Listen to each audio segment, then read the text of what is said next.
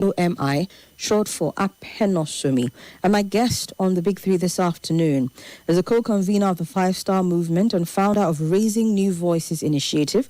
He was formerly National Youth Caucus leader of COA Party, Nigeria's most youth-inclusive political party, they said, and was nominated for the Future Africa Awards Prize for Governance in 2020. Jude Feranmi is going to be with me on the Big Three this afternoon.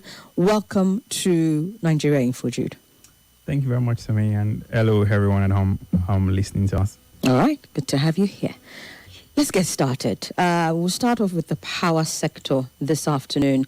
We're hearing and this is funny because, around this time we tend to hear that the power situation will more likely get better.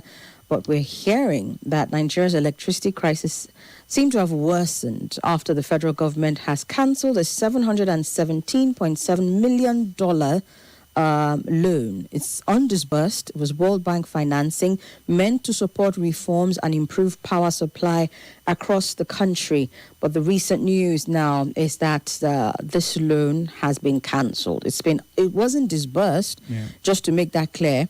It wasn't disbursed. And the federal government has their reasons for cancelling it. We'll get to that in a little bit.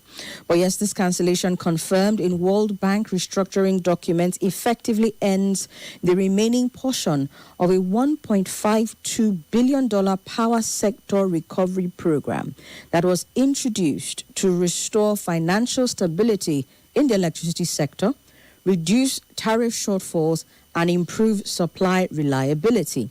According to the World Bank, the decision followed a request by the federal government and a joint agreement by parties to discontinue the program after key reform conditions failed to materialize within the expected time frame.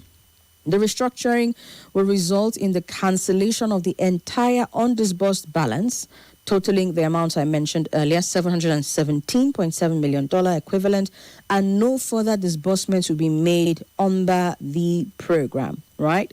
So out of $1.52 billion set aside, monies have been disbursed. It is the undisbursed balance of over $700 million that is now being cancelled.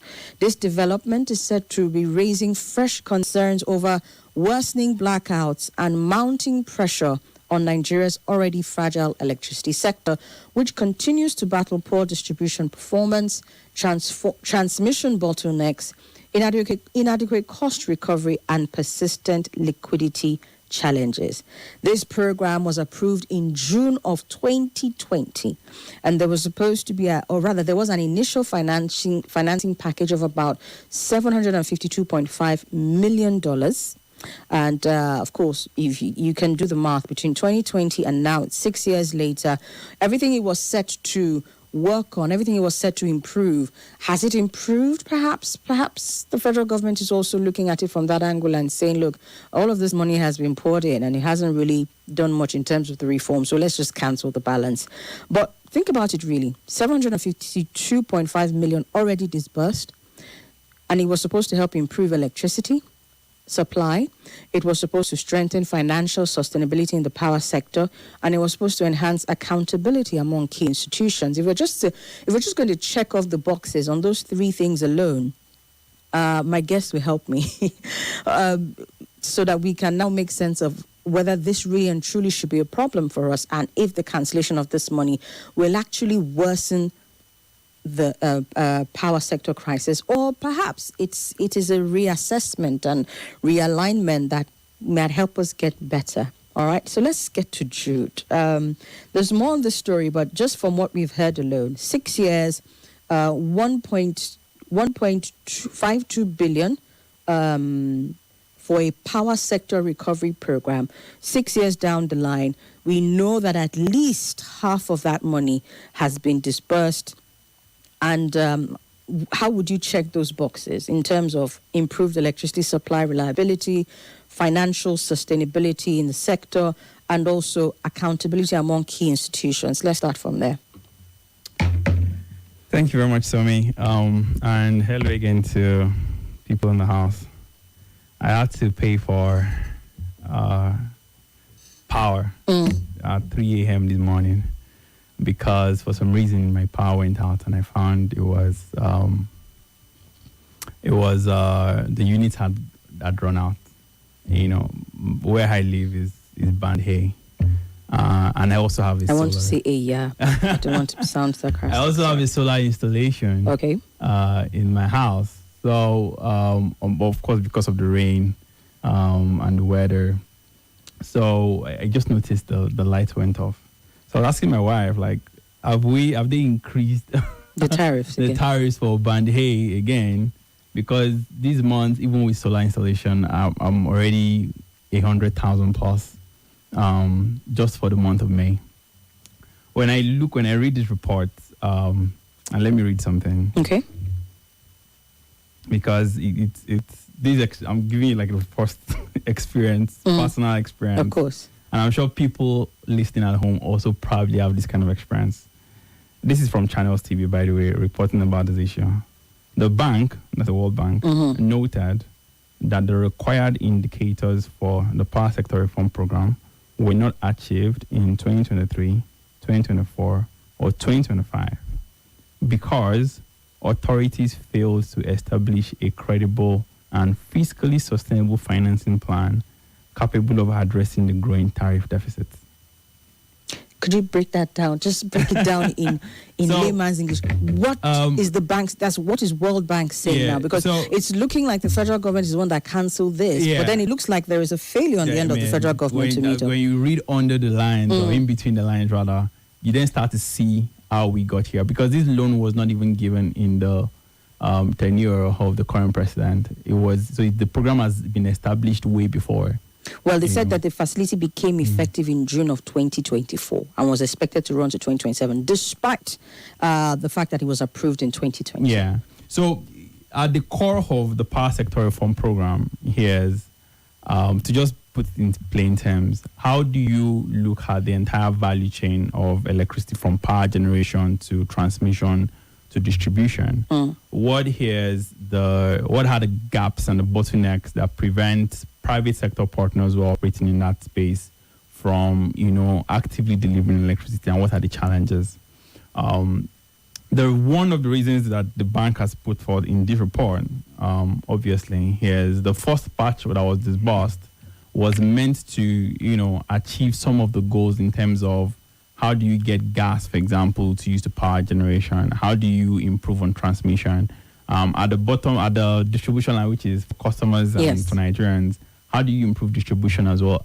And a very key component, which is collection. I'm sure a lot of people have been saying estimated billing, metering, and getting value, and not just in terms of collecting, how much from the citizens, but also in terms of the cost reflection. Like, is the power that you're paying for exactly how much it costs to get that power to you?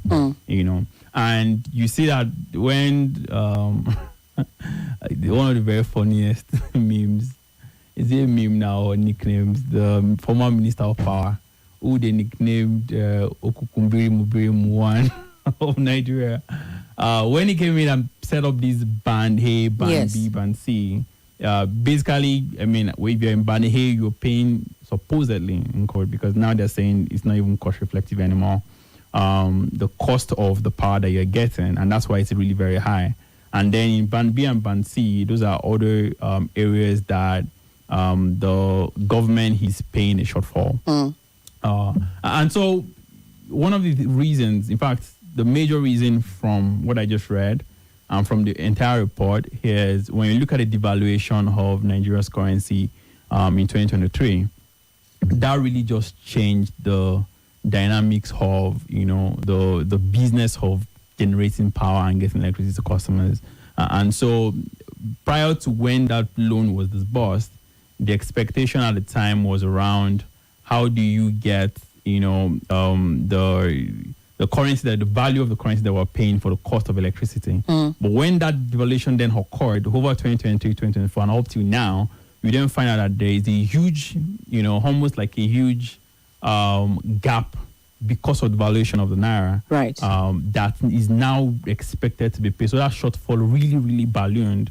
and did not meet the requirement for that loan to continue. And that's why we're where we are today. Interesting. Obviously, from the implications of this is there's no World Bank support for the electricity value chain. It probably signifies that unless the government has something that they're not telling us about how to respond to this, it's likely to get worse. That is the power sector crisis. Absolutely. Okay. But let's provide a little more context on this. I said, indeed, it was approved in June of 2020.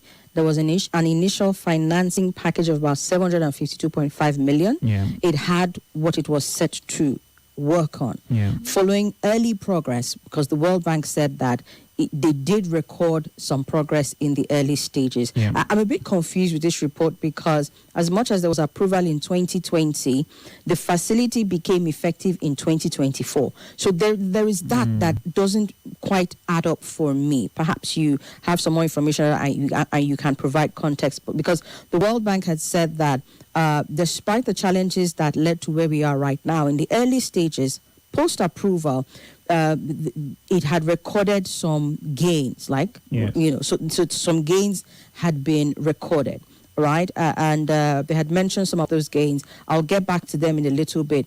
But it was following those gains that they went ahead to do another disbursement of 763.5 million in June of 2023. Yeah. And they said that they did this second disbursement to deepen reforms and address structural weaknesses in the sector. So if you add the 752 plus another 763, we're pretty much at the 1.5. You see my math? Yeah. We're pretty much at the 1.52 billion mark, which was initially a mark for the program. So this money that was now cancelled, is it that the package that was approved in the second tranche was not disbursed? Please help me and bring That's context. That's exactly what it is. That's what it is. Which is why I said earlier that from 2020, there was a first phase of the program. This is under President Buhari. Right. I almost called him General Buhari. Late President Buhari, where the World Bank provided a power sector. And if you remember, during the second term of President Buhari, the exchange rate was not what it is today. Inflation was not what it is today. I mean, it was not as if Nigerians were enjoying electricity as it were, but the fundamentals of the value chain of the electricity market was clear. Okay. You pay for gas at a particular amount in dollars as a generation company, right? You then you generate that electricity and take it to the transmission, and then the transmission retransmits that electricity across the country. The gencos then pick it up from there and then distribute. Right, so you see that at every point in time is like I'm trying to figure out an analogy that I can use to explain this. I'll probably use pap. Yeah, because I mean I think everybody. It's relatable. Yeah. So if you think about pap now, think about if you have pap in your bowl, right? Let's call it the local pap, right? Not the branded one. If you have pap in your bowl, that's at the end. So that pap is say electricity, right? But before you have that pap, there was someone who sold you the millets, the media, the starch, the corn, all of that. Yeah, yes. Before you made it into starch. That's in this instance, that's your gencos. That's AEDC. Or AEDC is a disco. Yeah, it's a disco. Yeah, that's what I'm saying. Sorry, it's Okay. a disco rather. Right. So that's AEDC. The person that sold you the pap is AEDC. Okay. Right. But the person that told you the pap also made the pap from maize. The right? genco. Yeah. So in this instance, there's the person who sold the maize itself to the person who then used that maize to make the starch that sold it to you. Right. So in that instance, that's a transmission. Right. And then there's now the farmer who actually produces the maize corn on the farm. That's the gencos. Ah, I see. Do you understand? Okay. So that's the way, if you think about the value chain of electricity, from the producers, like when you say gencos, you say generating company, they're generating the energy using gas, right? I mean, we can go all the way back because the people who are also generating are also not the ones using the gas. They are also not the ones, producing the gas that they use to generate. So there is the gas pipeline itself, which are the companies that sell gas to the gencos, but we can go all the way. The point I'm trying to make is, under President Buhari, you had a situation where the currency had a The exchange rate was fluctuating, but there was a level at which the exchange rate was going. Nigerian naira was not devalued, and people who were purchasing gas from the gas suppliers and generating electricity with it were paying with the naira that they had, but the value was in dollars. Okay. Right. And then they generate electricity, they pass it to transmission takes it to discos take it to you. You pay in naira. Yeah. But you now have to go all the way back as well, because the discos have to pay for the energy that is being transmitted to them. Transmission has to remit to Gencos. Gencos have to pay the gas, but in dollars. I see. So you start from dollars and then you end in naira. And that went well with the World Bank program with power sector reform, figuring out, okay, how much was the shortfall at the value of the naira at the time. Right. So the first version of this program by the World Bank was achieving some of the things that they wanted to achieve, which is how do you increase collection, how do you improve collection, how do you improve transmission, how do you get, gas value chain, but at that level of the value of the naira. Right. When the new president, President Tinubu, then came on board, and on the first day, he announced the subsidy is gone for petrol, and then obviously devaluation of the naira in terms of FX exchange as well. And then now went all the way to 1,000, at some point 1,800, right? I mean, it took a while, because if you read the report as well, this became active in 2023, in June of 2023, right? 2024. 2024, rather. Yes. Almost a year after those announcements. By that time, we had a very clear value of, a clear understanding of the deregulated value of the naira.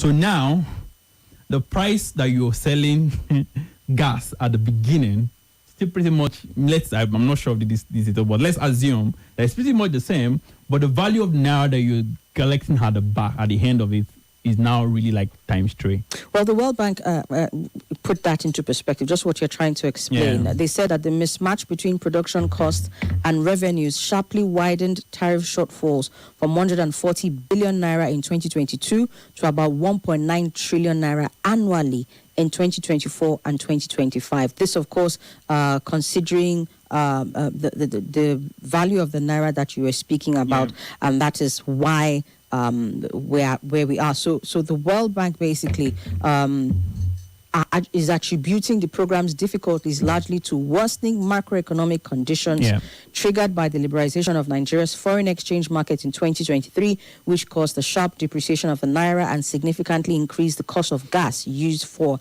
power generation. Exactly. And so it's like this is me now trying to understand this layman's terms. It's like whatever else that the money that was not disbursed was supposed to do, the money would not have been able to do. Absolutely. Because of the macroeconomic conditions and what the naira now came to. But wouldn't that have meant, I know Nigerians would come for me for this one, because Nigerians went to the World Bank page and they had to shut down their comment section after a certain amount was supposed to be borrowed to the federal government. But wouldn't it have made sense at that point to say, okay, perhaps let's adjust the money to say, okay, this is where we are now in 2026, and this is what will be required for us to still continue and finish off the program. It was supposed to run till 2027, right? We are in 2026.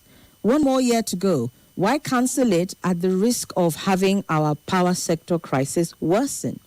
It's the actually, another way to I'll try and use analogies, right?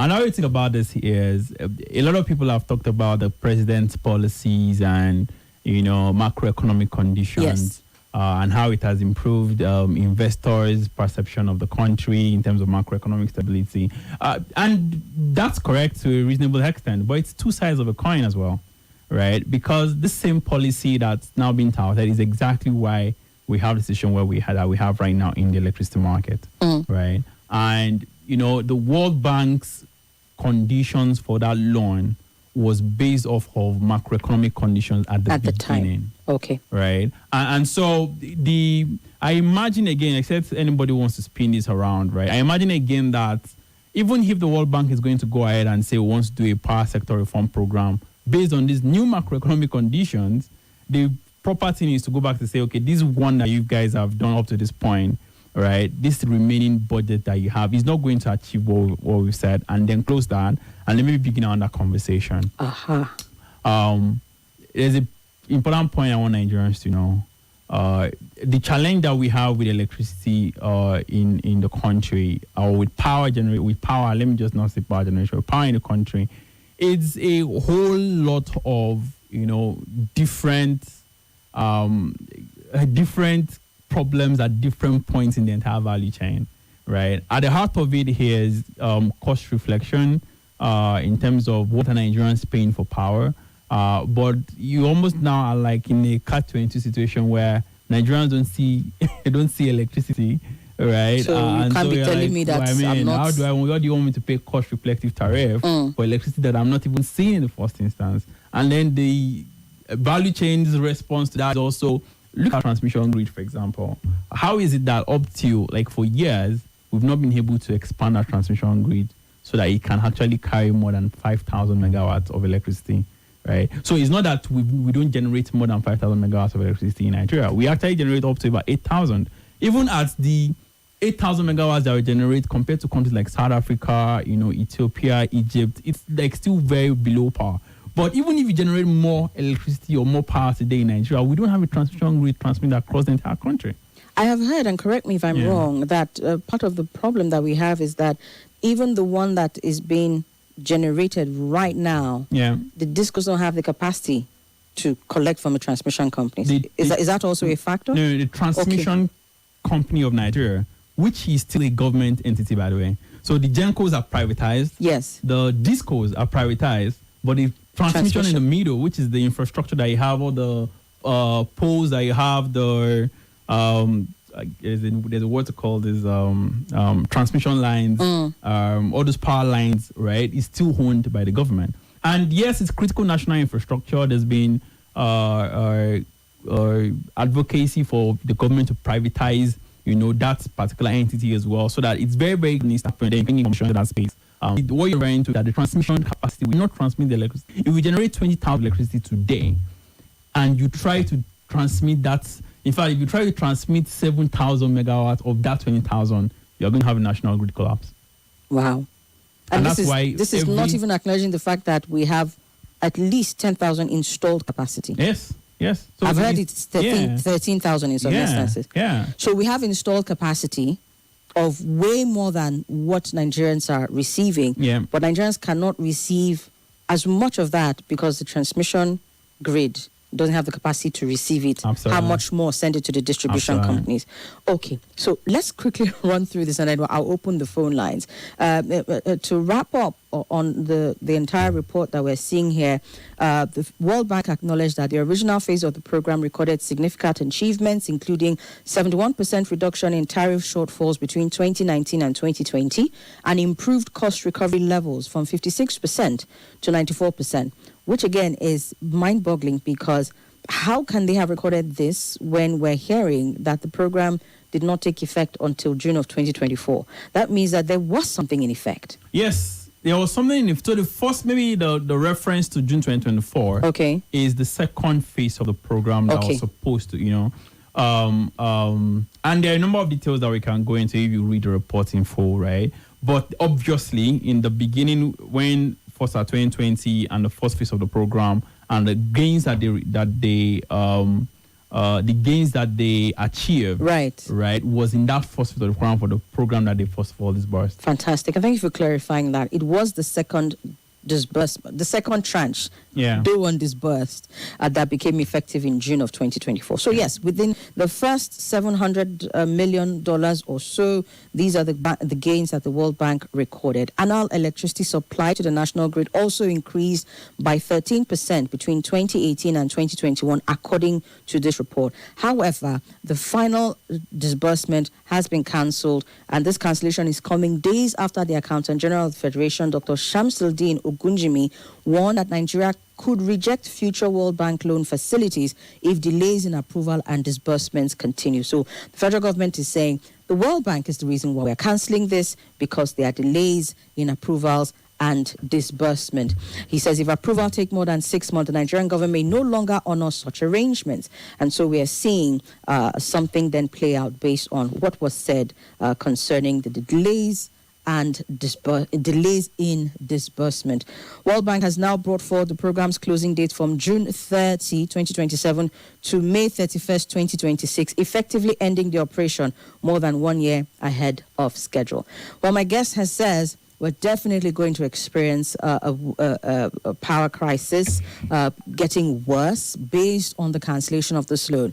As someone who is listening and someone who's a beneficiary, one way or the other, of our power sector, whether in good or in bad, you want to say a few things about this, the phone lines are open now. Let's talk. It's 0809 597 4869. On WhatsApp, 0809 993 0137. I personally have a nagging question. Can't we execute any of these power reforms without the World Bank loan? Yeah, because there is that as well. Hello? Hello. Good afternoon. Hey, good afternoon. How are you doing? Very well, thank you. So what's your name and where are you calling from? Hello, are you there? All right, you might need to settle down to call back. Good afternoon. Yes, hello, good afternoon, ma. And afternoon to our guest. Abraham Adesanya is my name. Welcome, sir. Thank you, sis. I just bothered when we were told, or we were told we were generating 13,000 megawatts. I'm unable to transmit or what English are we talking about? For God's sake, why are you deceiving us for God's sake? That's my concern. It's just as good as you are doing program inside that studio and you are able to transmit to outside for us to hear. So are you doing anything, ma? The answer is no. So please, I'm begging everybody concerned. Stop hiding under one finger. It is not possible. 30,000 megawatts. Do you know that one Heathrow airport in UK, the power is 20,000. They don't have issue with transmission. And now you are telling us, because my concern is, who is paying for that so-called 13,000 they generate and they were unable to transmit? Who is paying? We, in darkness. You know that in Nigeria we pay for darkness? Just because they claim to generate 30,000 that they were unable to even transmit 5,000 for us. Please, I'm begging you, stop deceiving us. Please, I'm just begging. I don't like this kind of, please. Mr. Adesanya, I understand how upset this matters can make some of us most of the time. Just to clarify, there is installed capacity of 10 to 13,000. We didn't say that we're generating 13,000. Just in case, I'm not sure if that's, but if the installed capacity figure is what is upsetting you the most, but whatever the case is, just take it easy, sir. All right. Yeah. So perhaps if we have time, we can explain the difference between installed capacity versus what is being generated. But yes, there is that gap. And that is one of installed capacity vis-a-vis what is being generated, which my guest said, even what is being generated, which is not up to our installed capacity, we do not have the grid from a transmission company to pass it on to others. Hello? Hello? Welcome, sir. Yeah. Sir, are you settled? You sound like you're on the move. I can hear you now. Please go ahead. Okay. You remember the day a guy called from Mandela, the solar? But there's like plenty. So, you remember, Abby? Yes, I remember. Again, sir, you keep cutting out. Hello, are you there? I blame you, God. But do that. Oh, yes, I'm there. All right, go ahead. And there you go again. Please perhaps settle down so that we can have a seamless conversation with you. It does seem as though you're on the move, and so we're unable to hear you clearly. We're taking your calls. It's the first story on the Big Three this afternoon. I've got Mr. Feranmi here with me, and we are talking power. 0809 597 4869 and on WhatsApp 0809 993-0137. Any thoughts on this before we move on to the next story? Let me know.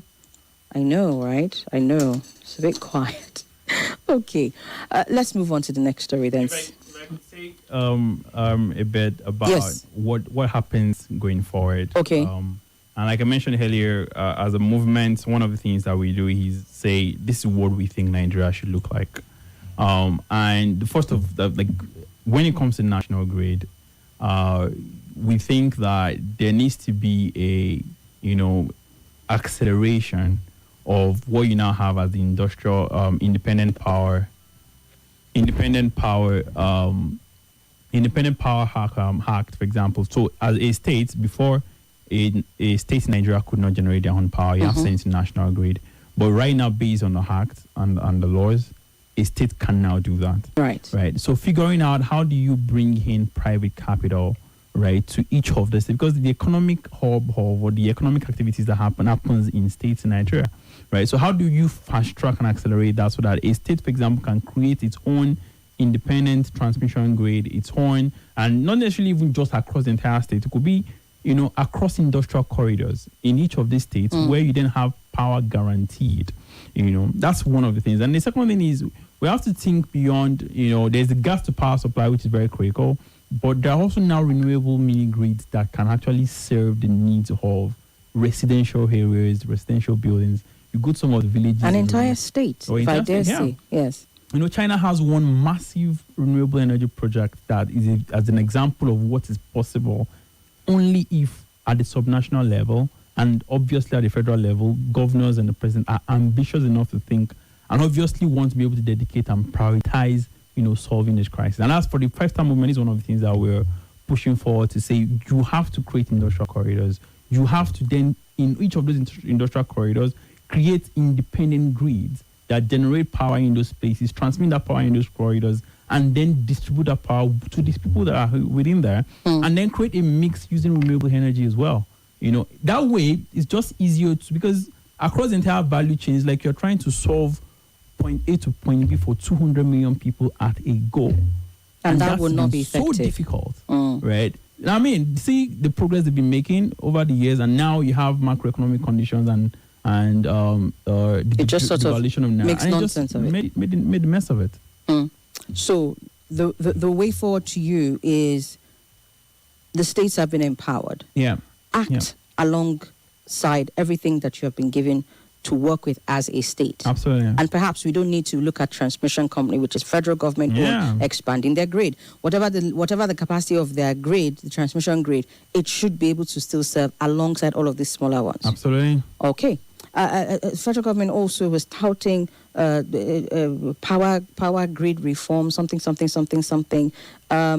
Basically, if we do this at the state levels, we are good. The federal government does not need to do so much more. I think the problem you just caught 50% of the problem when you solve it at the subnational level, which is my approach really to majority of the massive problems we have in pretty this much country. everything, even insecurity. Right. Even insecurity. When it's like you're trying to eat more than you're trying to chop more than you can buy, right? When there are a number of other, levels or areas that you can then just cut into small pieces and try to buy at that same goal. And it's an economic opportunity for the private sector, right? You see majority of the rich people in this country are going into the power sector because it's an economic opportunity. Now imagine, figuring out how to duplicate that economic opportunity across 36 states of the country at the same time. When I look at this power problem in Nigeria, it's a billionaire-making opportunity for Nigerians. But at the level at which and the way that we've approached it, it's more like, Nigerians must have power. We have to fix the transmission grid and the national grid. And every time you try to put much more than it can, it collapses. In Nigeria, the national grid has collapsed every month of this year except for in May. If we do this thing that you are saying at the subnational level, will we need to still go back to the conversation of cost-reflective tariffs, or would that be solved as well? I think the issue of cost-reflective tariff is an issue of demand and supply, right? So people in Band A, for example, are paying the premium, right? While people in Band C or Band D, for example, are not paying up to that amount, right? If you then ensure that electricity is available across board, right, and it will take quite a while, right? Which is everything. Remember MTN or the telcos When it first came, the SIMs were very expensive. And then as things go, and then you had more competition, you had a point now in this country where even if you want a new SIM, you don't even have to pay for it. They'll tell you to pay for the airtime, right? And then you go. So, and that's the way it is as well in the electricity market, right? If you do this across all 36 states and you have a smooth progression on power being delivered to people, more people continue to pay, and then the cost reflects because it's assets, right? It's gas, it's the infrastructure assets, and this thing costs something. So by the time you look at a couple of all these things and you're like, okay, how do we, as a business, as an enterprise, how do we cater for the cost and make a profit? You then pass on that cost to the customers that you have. And when you calculate that you have 10 customers and you're passing the cost to 10 customers, it's expensive compared to if you are passing that same cost to 1,000 customers. And this is the way that I think that the way that we at the 5-star moment is the way we think. How do you get to do this at the subnational level and at scale? Okay, let's take some comments. On Facebook, Igwe Denin, we see you. Thank you so much for writing in. Aisha Tena says, Somi, did you know that in my place of work, we're not using NEPA or diesel anymore? The place is heavily equipped with solar panels. We're into fabrication and welding with heavy machines that can consume correct power. The government needs to wake up.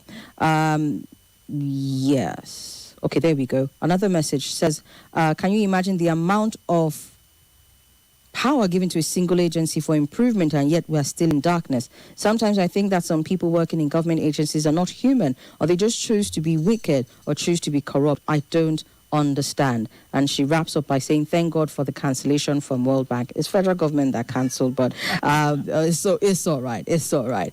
It's just that their own reason for giving for cancelling is different from what the World Bank was saying in terms of the effectiveness of the program. All right. I have just experienced power failure during this program. It is not the pumping of money into the sector that will heal the electricity value chain. It is strategic planning by selfless Nigerian officials. Recently, a power minister was convicted for theft. This minister had no idea how to improve the system. Eddie sang with that one.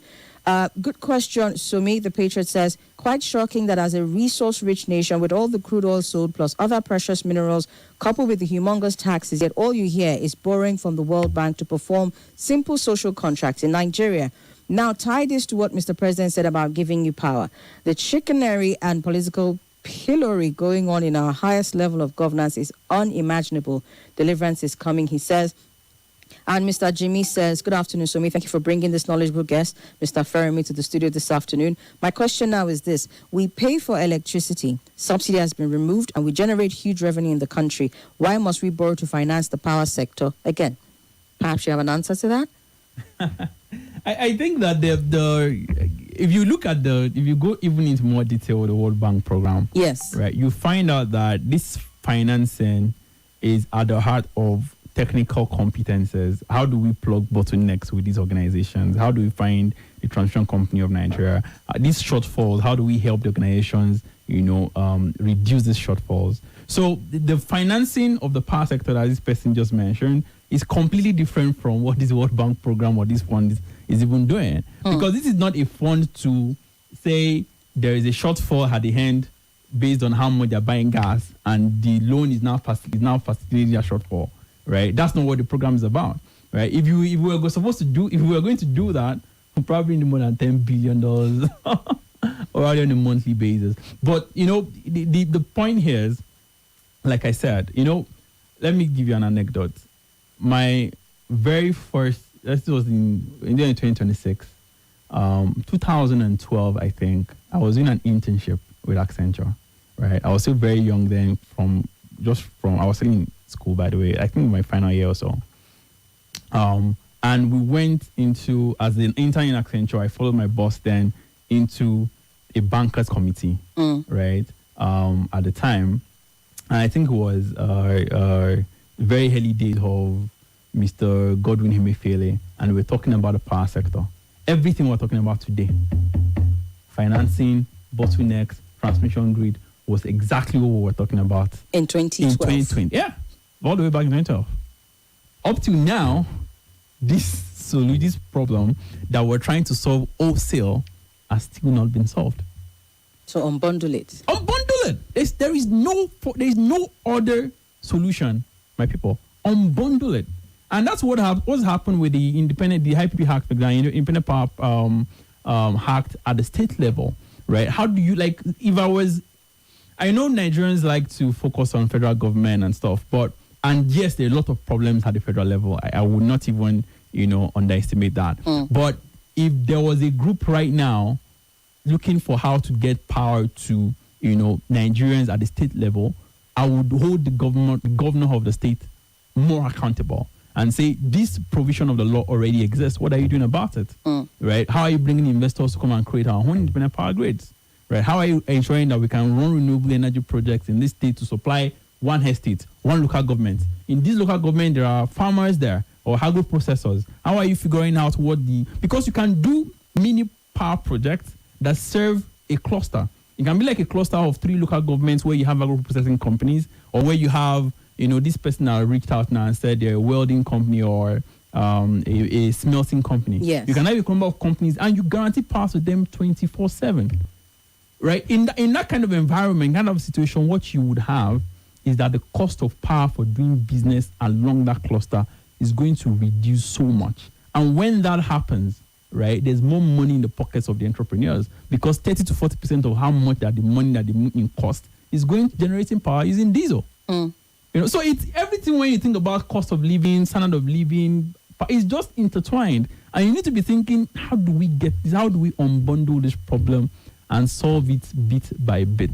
That way, it becomes less rocket science and more program management. All right. I will drop the second story very, very quickly, and then we'll go back to the phone lines. We've started off with power. We are coming back to the matter of governance, something that emerged from the PDP primaries very recently. We'll talk a little bit about that, and then we'll round up with something that looks, generally speaking, at the quality of life. SBM has put out a report, and it's interesting, the results of that report, but we'll come back and do all of that after this timeout. Stay with us.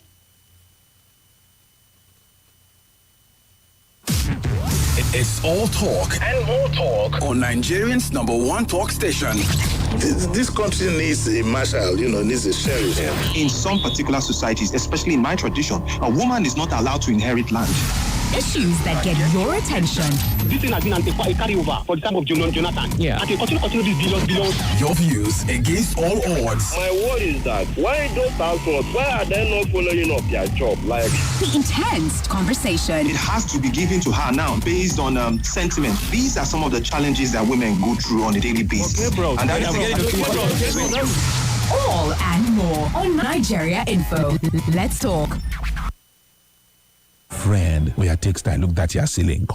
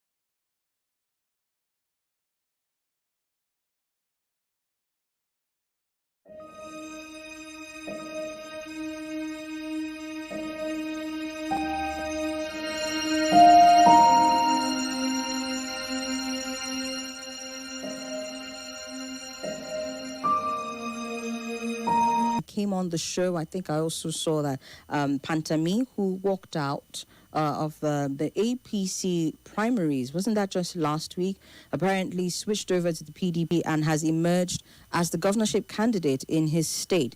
Well, another interesting person has emerged, depending on how you look at it.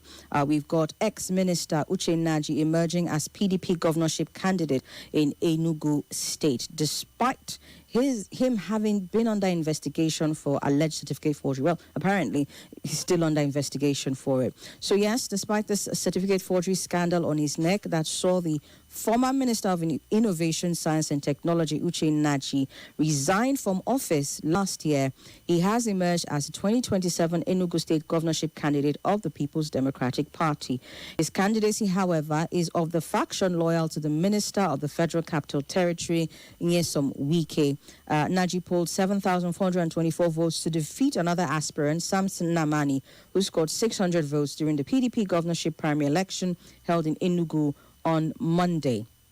Naji is pushing to be governor in Enugu, and all of this with this fresh scandal of his neck. I think, who was it that I was speaking about last week? And the listeners came for me and said, the innocent until proven guilty, that shouldn't stop anybody from, pursuing their political aspirations. Well, as much as there is still this investigation on, he did resign from his office, so that does say something, or does it? That is the question that we're going to be answering. But guests will jump in on that one, but we've got to take the news at the top of the hour, and when we come back, we'll talk about that. Naji is promising that if elected governor in 2027, his administration will lessen what he termed sufferings of Enugu residents by ensuring that they are not overburdened under the guises of taxes. He spoke also about landlords paying through their noses, hoteliers crying, commercial motorcycles out of existence, and even people hawking water paying tax. All of this he means to fix. But the question we will answer when we come back from the news is, should it matter that with this on his neck, metaphorically speaking, he did emerge as a governorship candidate, or should we carry on? It's business as usual. We'll answer those questions after the news with Joy Eberebe. Hello, Joy. Hi, Somi. How are you doing? Great, thank you. Welcome. Thank you. Let's hear the news. All right. Nigeria Info, The hub for information, current affairs, and more. The president used his last Democracy Day address to talk about several issues, including security. It is this same government that they started it. They don't obey court order. Join the conversation. right here. Let's talk. Information is key. It is power. Information rules the world.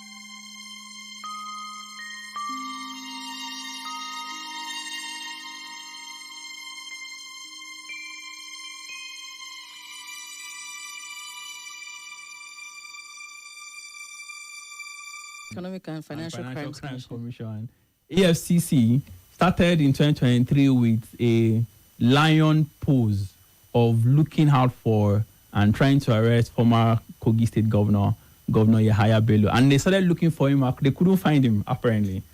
Right? But now he's the senatorial candidate of the All Progressives Congress in Kogi East.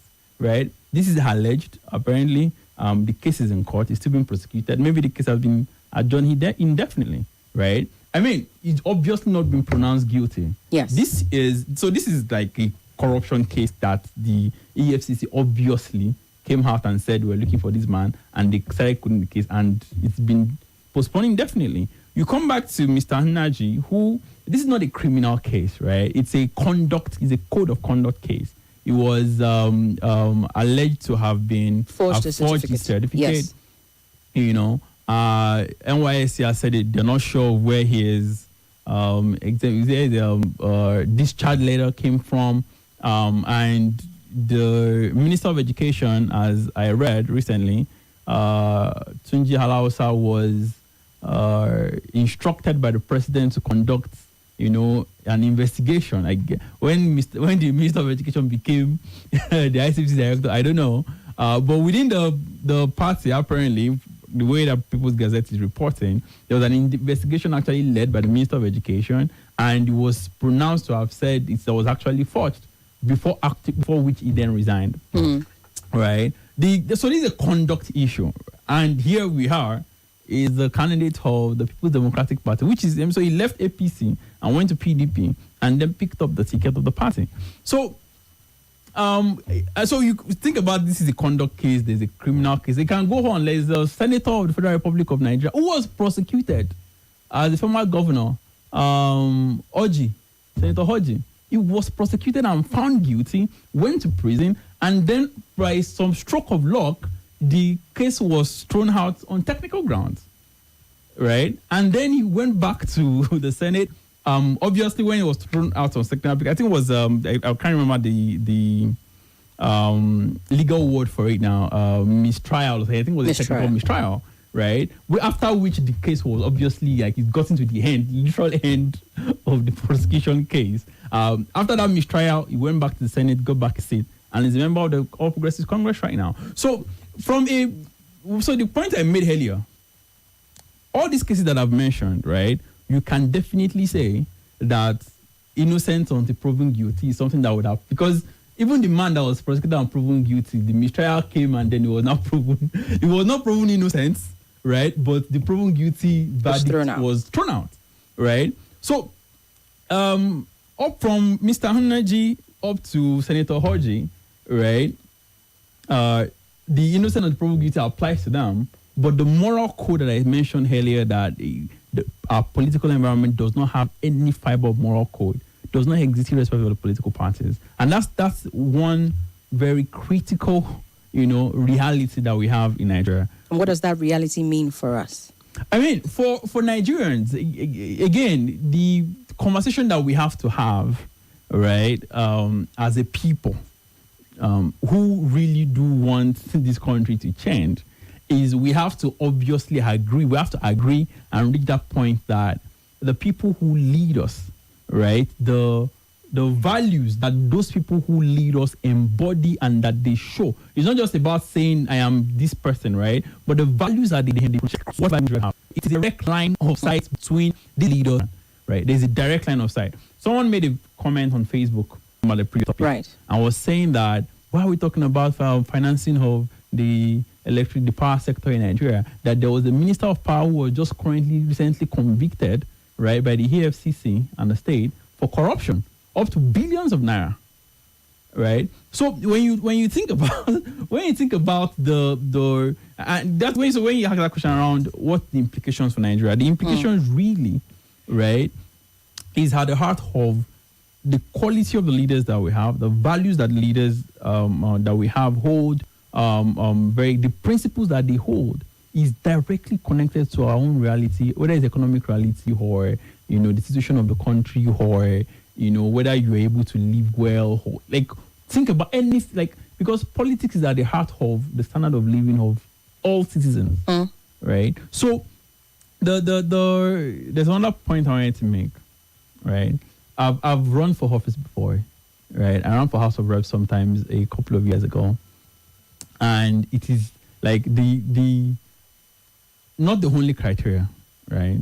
But one of the important criteria that you need to go through the political primaries process in Nigeria today and emerge is that you have to be able to deploy money, right? Much more than anybody else who is competing with you, right? Obviously, money is a required criteria, but at times it's also not sufficient, right? In some instances, there are a lot of people who have money, they throw money around, and look at the current minister of the Federal Capital Territory. He was the highest spender in the PDP's primary process in 2022, but he still lost, right? So it's not every time that, throwing money around certainly guarantees that you get a ticket. Right. But the entry fee is almost like you're playing poker, right? If you want to play Texas Hold'em poker, there's an entry requirement that you have to put on the board, and that's the way Nigeria is politically,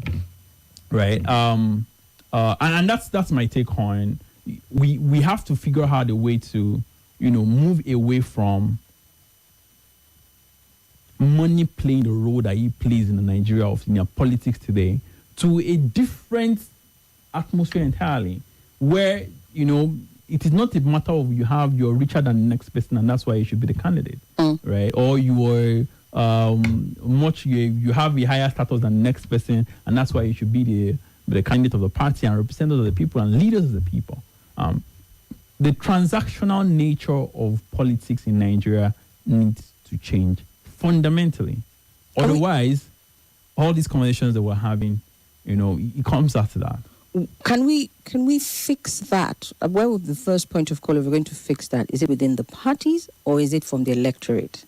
Can you change the transactional nature of politics? Because we are going into another election scene. Everybody keeps saying, "Don't sell your vote counts. Go out, exercise your mandate and all of that." And there is an awakening to look. You cannot buy my votes, literally. Yeah. But would it matter if that awakening is there within the electorate, but within the parties that produce these options that the electorate have, that continues to play a key role? Because, you're looking at what is happening within the PDP and in Naji case, and some are saying that you are having a political party that has prioritized financial and political muscle over integrity for him to have emerged, even with this scandal on his neck. So, again, the question, what's the first point of call for fixing it? If we were to have a shift in our politics where you are having moral liability more of a factor as opposed to the transactional nature that keeps playing out in our politics. Yeah, two things I want to say to that. One here is the electorate is not just people who go out there to vote, all right? The electorate consists of people who go out there to vote and members of the political parties. They're all electorate. They're all the electorate. Do you understand? That's the first thing I want to make and put out there, right? So figuring out how to influence and change the nature of political participation and the transnational nature of politics that we have in Nigeria obviously starts from within the political party.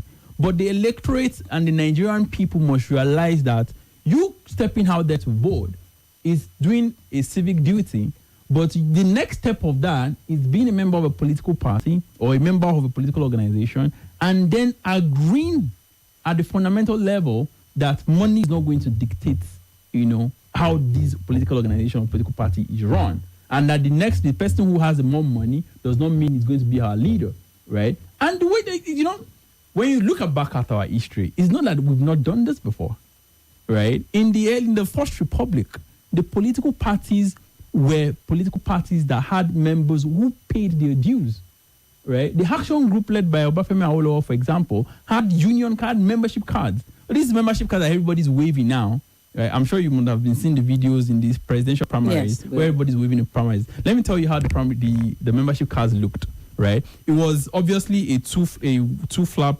card. In the front, you had the logo of the party and and your name in front and your membership number. And then when you open it, you have a table that says this month, January, February, March, April, May, June, July, up to December, and how much you pay your due, how much you paid, and you tick to say that you paid in January, you paid in March, you paid in February, right? And then on the other side, you then have a passport of your picture, right? And a couple of other fields, right? And then at the back you had the at the back of the card, you then had the party logo.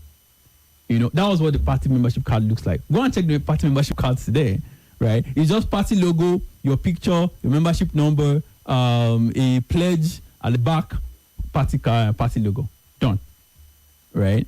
So the person who comes in and says, we are a political party, right? We have to have a secretariat or a hall where we come to meet. Somebody foots that bill, right? And then the next time we want to go on a rally, there's merchandise, somebody foots that bill. When that other person comes and says, you know, we're looking for someone to nominate as leader, obviously the person who's been footing the bill, right? And you can draw up that pyramid all the way to the top, because in one ward, somebody is footing the bill.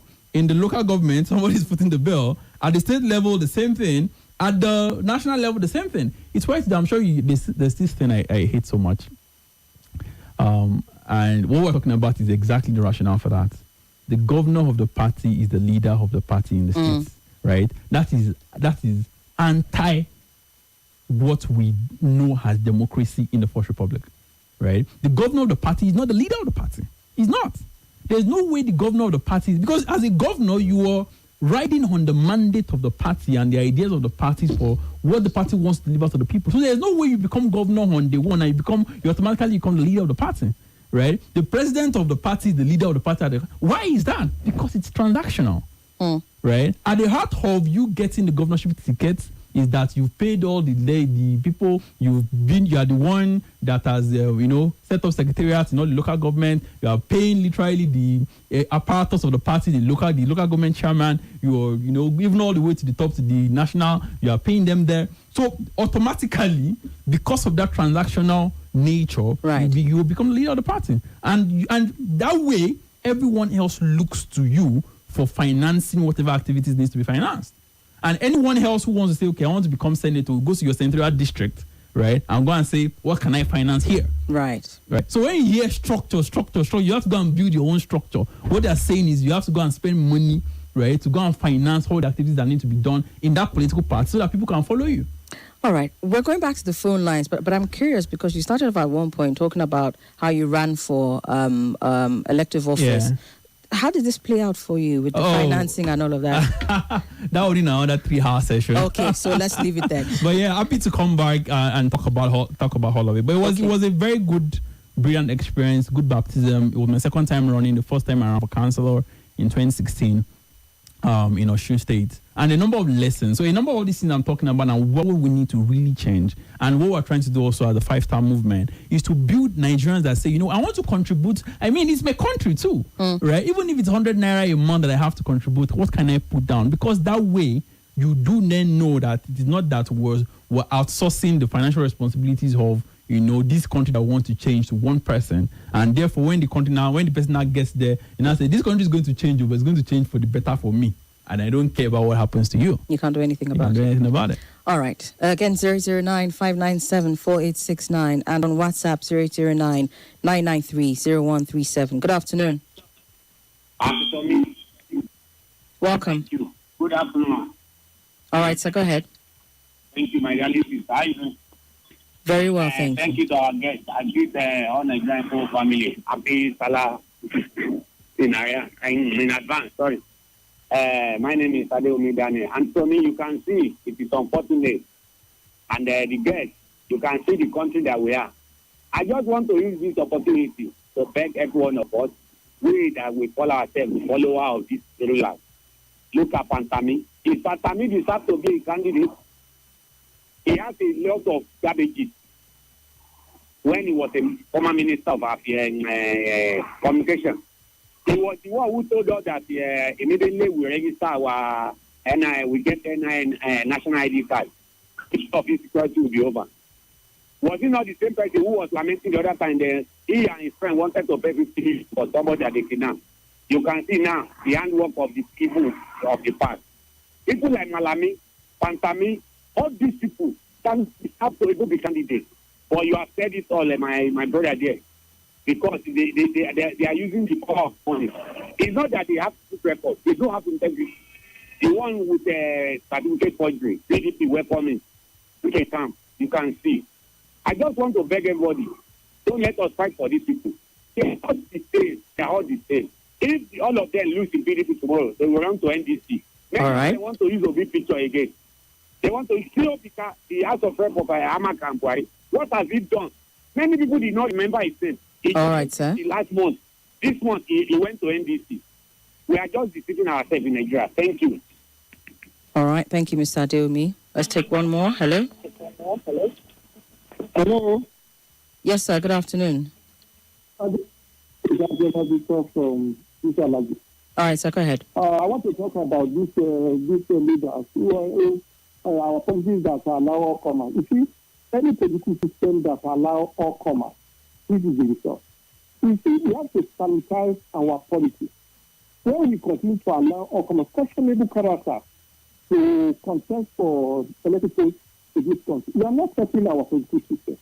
You see, people who have their corruption cases are allowed to contest election.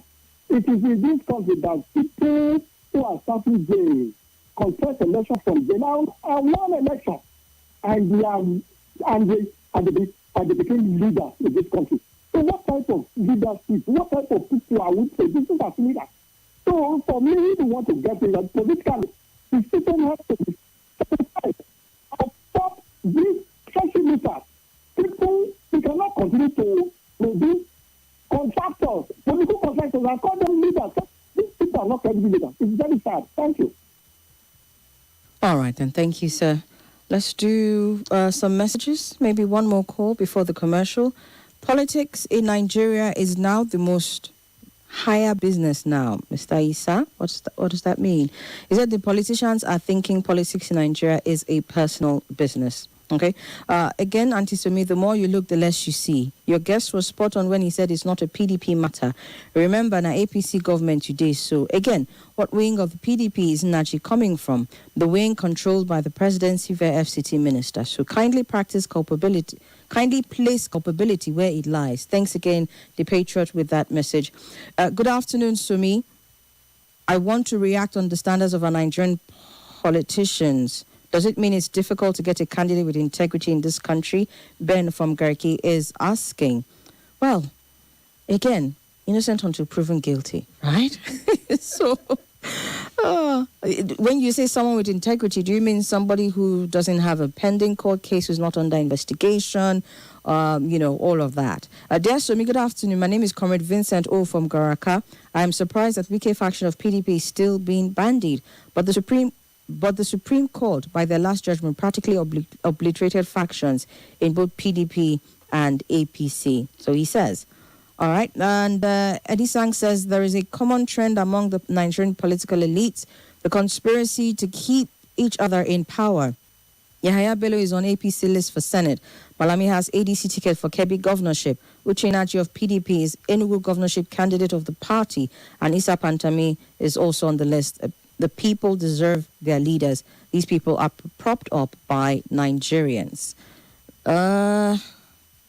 Okay, we're going to have to take that quick beat. When we come back, final story, and we wrap up. We've still got Feranmi in the studio, Mr. Feranmi in the studio, and we will be taking your thoughts after we share the last story. Stay with us. More talk, news, and sports after this.